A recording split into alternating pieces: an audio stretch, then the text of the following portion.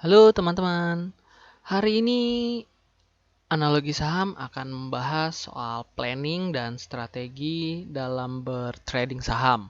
Apa sih kira-kira arti dari planning? Planning itu adalah rangkaian cara atau yang kita sebut sebagai strategi yang dibuat untuk mencapai sebuah target dalam kurun waktu tertentu. Jadi planning dan strategi dalam saham itu berjalannya itu berdampingan. Rangkaian strategi itu kan membentuk planning, di mana tujuannya ya, tujuan dari planning mencari reward yang paling maksimal dengan waktu yang sesingkatnya dan menekan modal paling kecil lah kalau bisa. Seberapa pentingkah planning itu? Apakah harus ada planning untuk bertransaksi saham? Untuk ngejawab ini, saya telah mengkoleksi planning rekomendasi dari sebuah sekuritas selama 1 bulan kurang lebih. Jadi, saya akan mencoba untuk membuat backtestnya lah. Sekuritas ini setiap paginya tuh selalu memberikan 3 rekomendasi emiten gitu, dengan instrumen yang cukup lengkap. Nih, sebentar ya, saya bukakan contohnya. Saya bukakan yang awal bulan. Nih, ini adalah contohnya nih. Dia ngerekomendasiin waktu itu Pegas, lalu berikutnya kita cek ya. Ada INKP, ada ADRO. Ini dalam 1 hari nih. Dia udah ngasih buy-nya di 1100 untuk Adaro. Target price pertamanya 1150. Target price keduanya 1200. Lalu ada stop loss-nya juga. Saya coba kita lihat ya. Ini adalah Excel yang saya buat untuk memasukkan semua data-data tersebut ke dalam Excel. Nih, ini udah selama 1 bulan nih, udah saya rangkailah sedemikian rupa. Sama nih, masuk target pertama, target kedua, stop loss. Ini untuk Adaro. Nih bisa dicek ya. Nih. Sama ya. Oke. Untuk pertama, setelah melihat yang seperti ini, nih ya, dengan 1, 2, 3, 4 ini namanya kan instrumen. Dengan keempat instrumen ini aja, itu udah muncul begitu banyak peluang sebenarnya untuk meng-criss-cross instrumen ini untuk membuat sebuah planning-planning baru. Kalau kita lihat sekilas, ini kan strategi standarnya sebenarnya gini. Beli di sini, lalu bisa jual di sini, bisa jual di sini. Tapi kalau misalnya nggak nyampe ke sini dan menuju ke harga 1035, artinya kita harus lakukan stop loss. Sebenarnya semudah itu. Tapi kan pasti muncul pertanyaan. Loh, kok ada 2 target price ya? Lebih baik jual di target price pertama apa target price kedua nih? Terus ada juga pertanyaan. Loh, kok target price-nya ada 2 tapi stop loss-nya cuma 1? Atau enggak harga belinya kok cuma 1 ya? Jadi ini namanya sistem all in dong. Kalau cicil nggak boleh ya? Nah, gimana ini? Terus ada juga, kan ini planning dikasihnya setiap hari. Ini harus tiap hari dibeli atau gimana nih baiknya? Semakin kita kritis, maka pertanyaan-pertanyaan seperti ini akan terus-menerus muncul. Oleh karena itu, kita coba kembali ke data ya. Data yang sudah saya buat selama 1 bulan ini, saya coba membagi ke dalam 4 strategi sederhana. Jadi saya mau coba uji nih, kira-kira dengan strategi berbeda akan menghasilkan hasil yang berbeda nggak sih nanti di akhir bulan kalau kita bertrading dengan cara seperti ini? Sebelumnya ada 4 hal yang harus disamain dulu. Yang pertama, saya akan masuk ke semua emiten. Lalu yang kedua, untuk modal saya samain nih. Semua emiten yang keluar direkomendasikan itu akan saya batasi 2 juta aja sekali pembelian. Berarti udah pasti namanya all in dalam 1 kali masuk ya. Yang ketiga, kalau tadi kita harganya masuk akan saya beli. Lalu yang keempat, planning ini bakalan hangus kalau hari ini nggak berhasil masuk. Jadi besoknya tiba-tiba menyentuh harga ini kita udah anggap hangus gitu. Jadi saya ulang ya. Yang pertama, semua emiten akan saya beli jika berhasil masuk. Kedua, modal semua emiten itu cuma 2 juta sekali masuk. Lalu yang ketiga, jika harga beli di atas harga yang ditentukan, berarti nggak jadi beli. Sama yang keempat, planning ini akan hangus jika hari itu tidak berhasil masuk. Saya akan terangkan. Ini ada 1, 2, 3, 4. Ini adalah 4 strategi. Strategi pertama adalah, nih yang ini strategi yang normal, menjual setengah jika berhasil mencapai target pertama. Lalu setengahnya lagi akan saya jual setelah mencapai target price kedua. Sedangkan kalau kena stop loss, ya, padahal belum ketemu nih, belum kena di target price pertama nih, udah kena stop loss, ini jual semua. Oke, ini adalah yang pertama, strategi yang pertama. Untuk strategi kedua, jika kalian lihat, di sini saya siapkan instrumen baru SL02. Jadi, mirip kayak yang pertama, di mana jika mencapai target price pertama, itu dijual dulu setengah. Lalu setelah mencapai target price kedua, kita jual lagi setengahnya. Tapi, sama kayak yang pertama, jika dia mencapai stop loss duluan, ini akan saya jual. Perbedaannya gini, apabila target price pertama sudah sampai, kan harusnya kita nggak udah sisa setengah nih buat kalau terjadi misalnya tiba-tiba dari 1100 kembali lagi ke 1035. Nah, ini kan kejual nih setengahnya. Nah, saya berpikir gimana kalau saya tambahin stop loss kedua. Jadi, apabila target price pertamanya ini kena nih, jadi grafik naik, kenanya ke 1150, otomatis aktif nih stop loss keduanya. Jadi nanti setelah 1150 ini kena, lalu turun ke 1124, maka ini langsung kejual.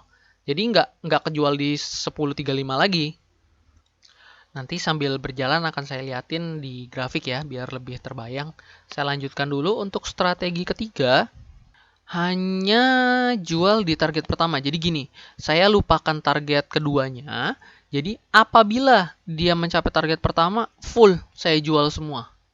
Gitu. Sedangkan yang strategi terakhir mirip itu setelah dia mencapai target kedua langsung saya jual semua. Jadi nggak ada urusan dengan target pertama lagi. Oke, ini adalah 4 planning dengan mengotak-atik strateginya saja. Kira-kira yang mana yang berhasil mendapatkan yang paling maksimal? Oke, kita bahas dengan grafik kali ini. Baiklah, untuk strategi pertama, itu kan di Adaro ya. Adaro tadi begini planningnya.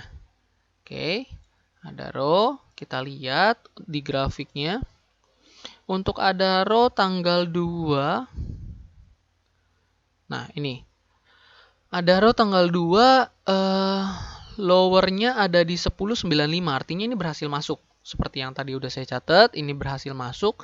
Lalu di tanggal 9 bulan 6, nah di sini dia udah berhasil nih mencapai target pertama dan target keduanya secara langsung. Jadi dia udah berhasil di situ ya, kalau ada row nih. Langsung target pertama dan target keduanya langsung di sini.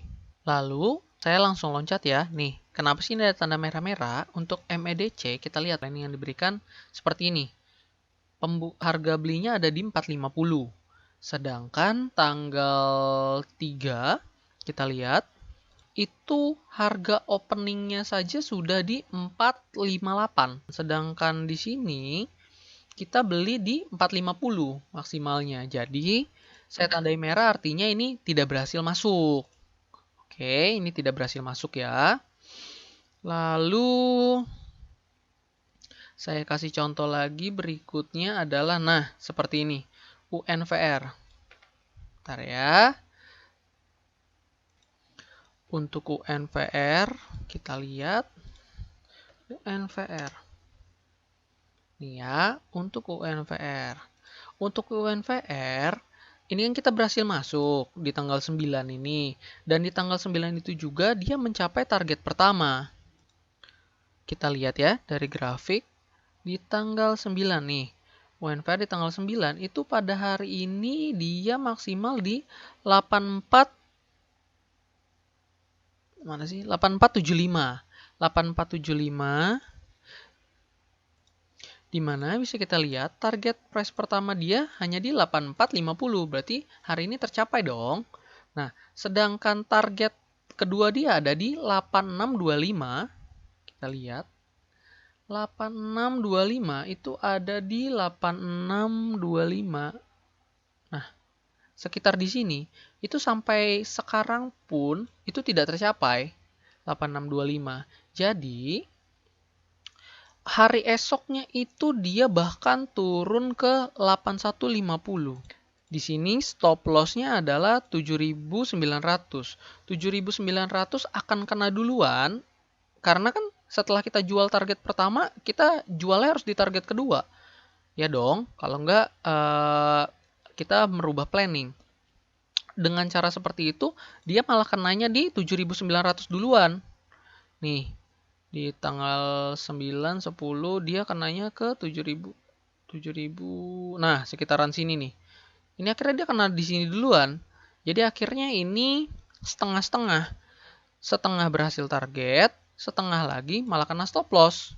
Nah, seperti itu. Ini adalah yang strategi pertama ya.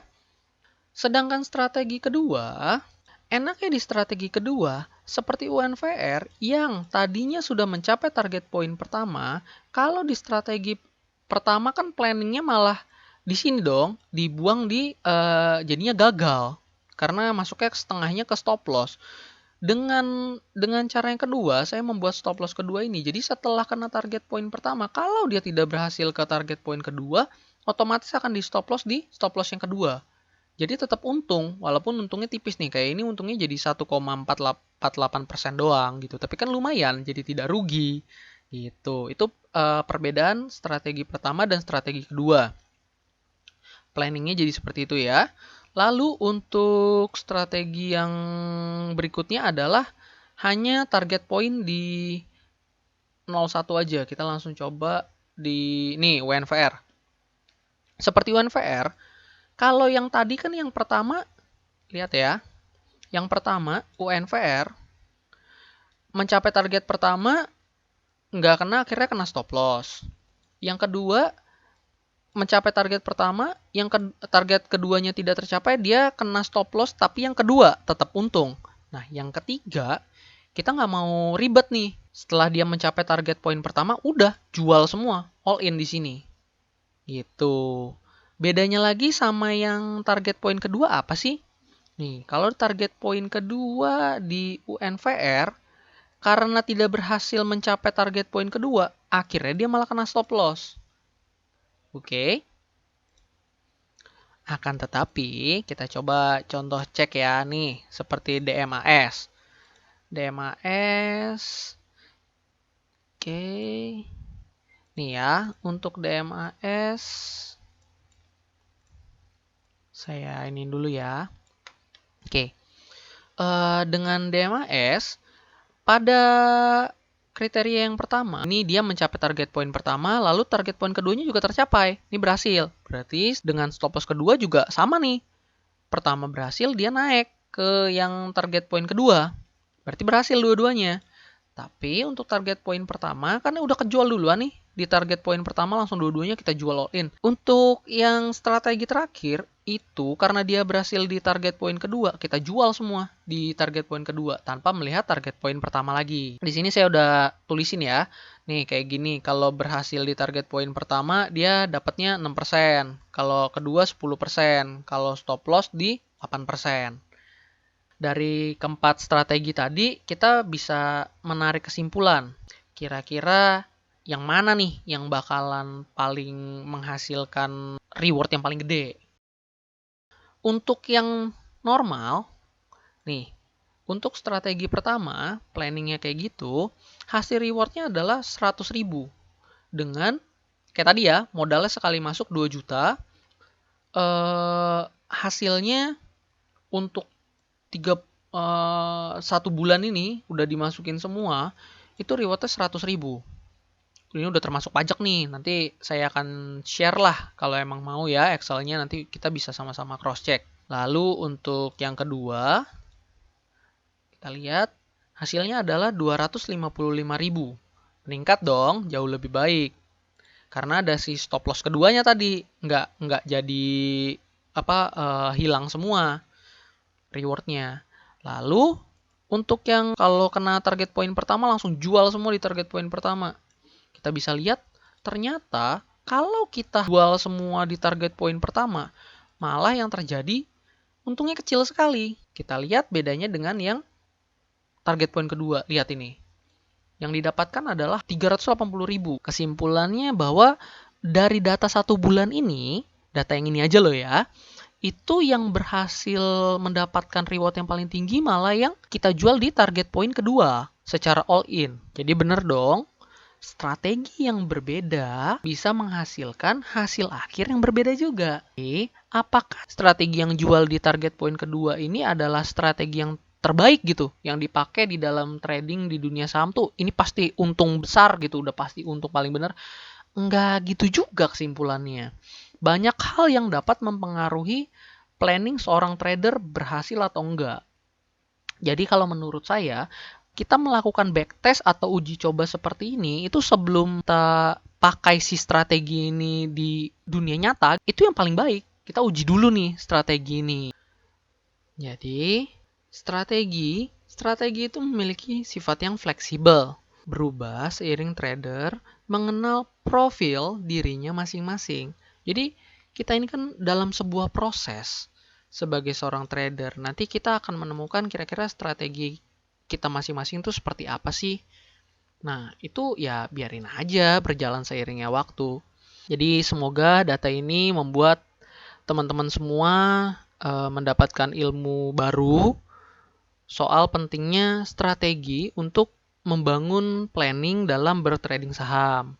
Jadi, saran saya sih terus gali strategi-strategi baru hingga mendapatkan strategi yang paling nyaman untuk dipergunakan. Terakhir, bertrading dengan strategi yang sesuai dengan profil diri kita akan membuat trading kita menjadi lebih menyenangkan. Terima kasih, sampai jumpa esok hari.